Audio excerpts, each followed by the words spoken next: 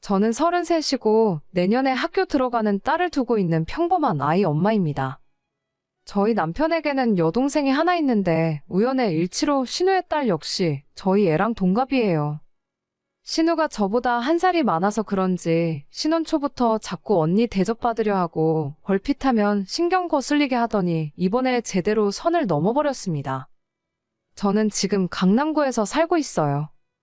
돈이 많고 부자라서 강남에 사는 것이 아니라 저희 부모님 때부터 이 동네에서 살았고 제가 운영하는 사업장 역시도 강남에 있기 때문에 결혼한 이후에도 자연스럽게 이 동네에서 계속 살고 있습니다. 남들은 아이 교육 때문에 강남으로 많이 이사 온다고 하지만 저는 아직 애가 어려서 그런 건 잘 모르겠고 아직은 그 흔한 영어학원, 영어 유치원조차 보내지 않고 있어요. 아이는 내년에 집 근처 일반 초등학교에 입학시킬 예정입니다. 반면에 저희 신우는 자기 남편이 직업 군인이라 지방을 돌며 살고 있어요. 어디라고 지역은 이야기 안 하겠는데 전방이고 인구도 얼마 없는 시골이나 마찬가지입니다. 제가 서울 부심을 부리는 건 아니지만 태어나서 처음 들어보는 지역이었어요. 신우는 작년까지만 해도 자기 사는 동네가 얼마나 살기 좋고 주변 자연환경이 좋다며 자랑을 하더라고요. 그러면서 동시에 우리 애가 콘크리트 시멘트에 둘러싸여서 불쌍하다 하더라고요. 어릴 때는 자연을 벗삼아서 들판도 뛰어다니고 그렇게 살아야 아토피도 안 생기고 건강하다는데 저는 우리 딸 아픈 곳 없이 건강하게 키웠다고 생각합니다. 하지만 아무리 제가 뭐라고 이야기해도 들은 척 안 하고 자기 할 말만 하더라고요. 내가 생각해봤는데 그 집에 채린이가 너무 불쌍한 거 있지? 아무래도 서울에서 살면 맨날 학원만 뺑뺑 돌아다니고 어릴 때 제대로 놀지도 못하고 클 거 아니야? 전혀 아니에요. 얼마 전까지 저희는 학원 하나도 안 보내다가 자기가 피아노 배우고 싶다 해서 딱 그거 하나 다니고 있어요. 어차피 유치원 끝나면 바로 친정엄마 집에서 놀기만 하는걸요. 에이, 거기서 제대로 놀기나 하겠어? 흙도 없고 나무도 없고 물놀이도 마음껏 못하잖아. 아파트촌에서 노는 게 애한테 좋을 리가 없지. 요즘은 집 앞에 공원 잘 되어 있고 아파트 놀이터도 정말 좋아요. 그리고 주말에는 한 번씩 호텔 수영장 데리고 가니까 괜찮아요. 아 참, 저번 봤을 때 윤지가 놀이공원 가고 싶다 하던데 언제 한번 윤지랑 같이 서울 올라오세요. 윤지 데리고 놀이공원도 한번 가고 오빠랑 다 같이 맛있는 것도 먹게요. 아니야, 됐어. 나는 서울만 가면 머리가 아프더라고. 특히 강남은 더해. 시끄럽고 차도 많이 다니고 운전하기도 힘들어서 싫어. 그냥 자기가 채린이 데리고 한번 내려와. 우리 동네 완전 조용하고 애들 뛰어놀기 딱이야. 네, 알겠어요. 다음에 남편 쉬는 날에 맞춰서 같이 내려갈게요. 그때 봬요. 이런 식으로 한마디도 지지 않더라고요. 저는 시골에서 아이를 키우는 것도 나름대로의 장점이 있다고 생각하고 서울에서 아이를 키우는 것도 분명히 단점이 있다고 생각하고 있어요. 제가 직접 시골 생활을 오래 경험해본 것은 아니지만 자연에서 뛰어놀면서 자유롭게 크는 아이들을 보면 가끔은 저런 것도 나쁘지 않겠다 싶었습니다. 하지만 우리 부부의 삶의 터전이 지금 여기에 있고 굳이 저희가 시골로 내려가서 살 이유가 하나도 없기 때문에 신은혜와 저희들의 사는 방식의 차이일 뿐이라고 생각했었죠. 남편도 처음부터 자기 동생 성격이 어렸을 때부터 이상하니까 말 길게 섞지 말라고 제게 경고한 적이 있었어요. 선천적으로 셈이 많고 다른 사람에게 지기 싫어하는 그 성격 때문에 주변에 사람도 별로 없고 친구도 거의 없는 거나 마찬가지라고 하더라고요. 그동안 신우가 무턱대고 도시 생활보다 자기가 더 행복하게 산다고 말할 때마다 살짝 속이 상했지만 별말 없이 넘어갔는데 최근 들어서 너무 말도 안 되는 이야기를 하는 겁니다. 내가 가만히 생각해봤는데 아무래도 채린이는 시골에서 좀 살아봐야 해. 어떤 다큐멘터리를 봤는데 도시에서 태어나 자란 애들은 면역력도 부족하고 감수성도 없다 하더라고. 아니에요. 지난 겨울에도 감기 한 번 걸린 적 없이 건강하게 잘 놀았는걸요. 걱정해 주시는 건 고마운데 저희도 나름대로 신경 써서 키우고 있어요. 조금 있으면 아이들 방학이잖아. 채린이를 우리 집에서 몇 달 지내게 하는 건 어떨까? 네, 저희 딸을 거기로 보내라고요? 글쎄요, 그럴 필요까진 없을 것 같은데. 왜? 채린이도 시골에서 한 번쯤 살아보는 것도 괜찮다니까? 어차피 이제 내년에 학교 들어가면 이럴 기회도 없어. 여기 겨울 되면 눈이 얼마나 많이 오는 줄 알아? 이번 겨울 석 달 정도 여기에서 지내면서 마음껏 뛰어놀고 봄에 다시 올라가면 좋지 않겠어? 이런 추억도 서울 강남 바닥에서는 평생 돈 주고도 못 산다니까? 글쎄요, 채린이가 그런 걸 좋아할지 모르겠는데. 나중에 남편이랑 상의를 한번 해보고 말씀드릴게요. 상의는 무슨 상의야? 우리 오빠는 내가 저번부터 이야기했더니 애들은 원래 시골에서 커야 한다고 말했었어. 우리 남매가 원래 시골 출신이잖아. 걱정하지 말고 내려보내. 내가 잘 봐줄 테니까. 아무리 그래도 석 달씩 내려보내는 건 좀. 너무 애를 품속에서 키우는 것도 잘못이야. 나랑 우리 오빠는 어릴 때 방학만 되면 할머니 집에 가 있었다니까. 애들도 부모 품을 떠나봐야 부모의 소중함을 알지. 우리 채린이도 걱정이긴 한데, 형님이 두 아이들을 방학 내내 봐주시면 힘드시지 않을까요? 방학 때는 한 명도 돌보기 힘들잖아요. 2명? 그게 무슨 소리야? 채린이랑 윤지 2명이요. 아, 내가 중요한 말을 깜빡했구나? 뭔가 오해하고 있는 것 같은데? 채린이가 우리 집에 와서 살고 윤지가 그 집에 가서 지낸다는 소리였어. 방학 때 학원 좀 보내려고 하는데 알다시피 여긴 학원이 없잖아. 초등학교 들어가기 전에 선행학습으로 영어랑 수학 정도는 기본이라더라. 아무래도 이런 시골보다는 서울 강남의 학원은 더 잘 되어 있겠지. 네, 윤지를 저희 집에서 데리고 있으라고요? 그래서 대신 채린이를 내려보내라고 하신 거예요? 응, 2명을 한 번에 봐주는 건 아무래도 힘들잖아. 그 집에서 우리 윤지 봐주고 대신 내가 채린이 봐준다는 소리였어. 아니요, 그럴 생각 없어요. 저희 채린이도 피아노 학원도 다녀야 하고 나름 여기서 할 일이 많아서요. 그래? 그럼 어쩔 수 없지. 나는 나름대로 배려해주려고 한 건데. 그럼 우리 윤지만 올려보낼게. 학원은 내가 미리 봐뒀거든. 학원비는 보내줄 테니까 방학 때 석 달만 맡아줘. 석 달이요? 아니요, 그건 좀 곤란할 것 같아요. 윤지 올라오면 지낼 방도 없거든요. 애들인데 방이야 아무데나 쓰면 돼. 채린이 방에 같이 자게 하면 될 거 아니야? 아니요, 전 그럴 생각 없어요. 학원 보내고 싶으시면 다른 방법을 찾으셔야 할 것 같아요. 아니, 그냥 애 하나 먹이고 재워달라는데 그게 그렇게 힘든 일이야? 하루도 아니고 석 달씩이나 남의 집 애를 봐줄 수가 없어요. 남편도 저도 맞벌이 하는데 낮에는 저희 친정엄마가 애를 봐주셔야 하거든요. 그럼 민폐를 끼칠 수는 없는 일이죠. 애 하나 더 보는 게 뭐가 어렵다고 그래? 진짜 서울에 산다고 유세 떠는 거 아니야? 만약에 나였으면 채린이 몇 달 봐주는 건 일도 아니었을걸? 죄송한데 저는 아니라서요. 이 문제는 더 이상 할 이야기가 없을 것 같네요. 우리 오빠한테 다 이야기할 거야. 내가 시골 산다고 무시하는 것 같은데 절대 그냥 안 넘어가. 저는 한 번도 무시한 적 없어요. 그렇게 느낀다면 그런 생각을 하는 사람이 문제겠죠. 저희 집을 친정부모님께서 사주신 건 알고 계시죠? 자꾸 억지 부리시면 오빠가 중간에서 가장 곤란해하지 않을까요? 그럼 알아들으신 걸로 알고 여기까지만 할게요. 이 문제로 더 이상 식구들끼리 시끄럽지 않았으면 좋겠어요. 갑자기 연락해서 우리 딸을 자기 집에 보내라고 하길래 무슨 소리인가 싶었어요. 결국은 신우가 자기 딸을 서울에서 학원에 보내고 싶었나 봅니다. 제가 집에서 살림하는 사람이면 조카를 봐줄 수도 있을 것 같은데 맞벌이를 하면서 늦게 퇴근하고 집에 오니 그럴 수도 없어요. 안 그래도 우리 딸 하나 친정엄마한테 맡겨놓는 것도 너무 죄송한데 조카까지 엄마한테 부탁할 수는 없는 노릇이잖아요. 적당히 알아들었으면 그만해야 하는데 쓸데없이 오기를 부리다가 서로 얼굴 붉히는 일까지 생겨버려 유감이네요. 그나마 눈치는 있는지 저희 남편한테 이야기는 안 한 것 같아 다행입니다.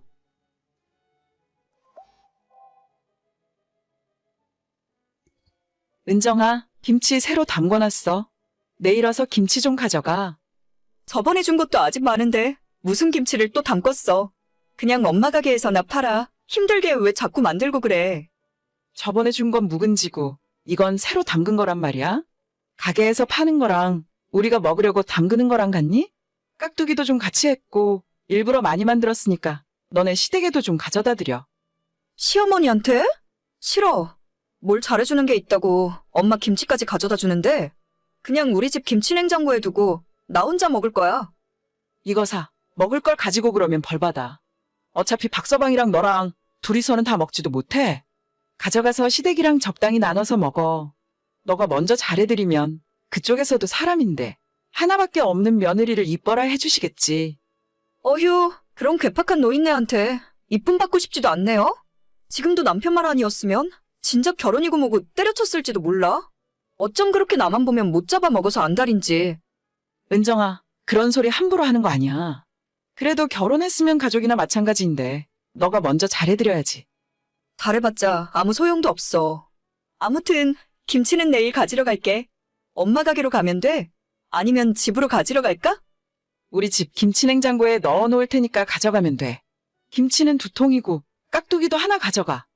알겠어. 엄마도 쉬엄쉬엄이래. 저희 친정엄마는 시장에서 20년 동안 반찬 가게를 하고 계십니다. 손맛 좋기로 유명하시고 저도 지금까지 엄마가 직접 담궈준 김치보다 맛있는 김치를 못 먹어봤을 정도로 정말 맛있어요. 가게에서 파는 반찬들도 맛있어서 장사가 잘 되는 편이고 오랜 시간 단골들이 진짜 많습니다. 저 시집간 뒤에도 정기적으로 반찬 가져가라 하시고 특히나 김치는 수시로 만들어서 주세요. 결혼한 지 2년이 지난 지금까지 저희 집은 물론이고 종종 시댁에도 가져다 주라며 넉넉하게 만들어서 주셨습니다. 하지만 이렇게까지 친정엄마가 신경을 쓰는데도 시어머니는 신혼 초부터 저랑 잘 안 맞았어요. 성격도 너무 안 맞고 평소 시모가 생각 없이 툭툭 던지는 말도 은근히 사람 짜증나게 하고 신경 거슬리기 때문에 얼굴 보고 대화하는 것 자체가 싫더라고요. 시간이 지나면 좀 나아질까 생각했지만 2년이 지난 지금까지도 시모는 너무 불편하고 어렵습니다. 요리도 완전 못하셔서 저희 엄마 반찬이나 김치 한번 가져다 주면 아버님이 너무 좋아하시는데 시모는 공짜로 받아 먹으면서 답내는 고사하고 잘 먹었다 고맙다라는 이야기 한번 한 적 없었어요. 어머님, 이번에 저희 친정엄마가 김치 새로 담그셨대요. 새김치 좀 가져다 드릴까요? 그래, 한번 맛이나 보게 좀 가져와 봐라. 그런데 저번에 물김치는 너무 짜더라고. 물 좀 넣고 겨우 다 먹긴 했는데 이번 김치도 혹시 짜니? 글쎄요. 물 김치가 짜게 느껴지셨으면 김치도 짤 수도 있는데 그냥 드리지 말고 저희끼리 먹을까요? 어머님 입맛에 맞는 걸로 새로 사드시는 게 낫겠죠? 아니다. 일단 가져와 봐. 사돈이 만들어준 성의가 있는데 짜건 싱겁건 그냥 주는 대로 먹어야지. 그래도 나 같은 사람이 솔직하게 이야기해주는 게 도와주는 거야. 너무 서운하게 듣지 말고 나중에 어머님한테 조금만 소금 간 덜하면 딱 좋을 것 같다고 전해드려. 네. 김치는 제가 내일 어머님 댁으로 가져다 드릴게요. 그래라. 혹시 이번엔 깍두기는 좀 안 하셨니? 너희 어머니는 김치보다 깍두기가 좀 낫더라. 깍두기는 작년에 한 번 가져다 주더니 그 뒤로는 한 번 구경을 못하네. 깍두기 이번에 좀 담그셨어요. 내일 김치 가져다 드리면서 깍두기도 같이 드릴게요. 저희 엄마 가게 가시면 항상 있는데. 아유, 돈 주고 사다 먹을 정도는 아니고 그냥 있으면 좀 맛이나 보자는 거지. 아무튼 그것도 가져와 봐라. 네. 진짜 듣기만 해도 짜증나지 않으세요? 처음엔 좋은 마음으로 어차피 엄마가 많이 만들었으니까 나눠드려야겠다 싶다가도 저런 말투를 들으면 좋은 마음이 싹 사라집니다. 돈 주고 사먹는 손님들도 저딴 식으로 말하진 않을 거예요. 맛이나 보긴 뭘 맛이나 본다는 건지.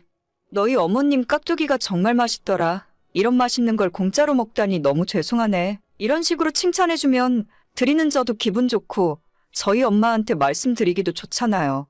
기껏 김치 가져다 줬더니 싱겁다고 소금 간 줄이라는 소리나 하고 있으면 제가 그런 말을 엄마한테 어떻게 전하겠습니까?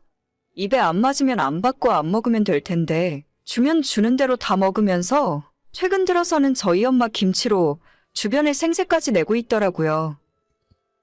저번에 가져다 준 김치 좀 남은 거 없니? 몇 포기만 더 가져와 봐라.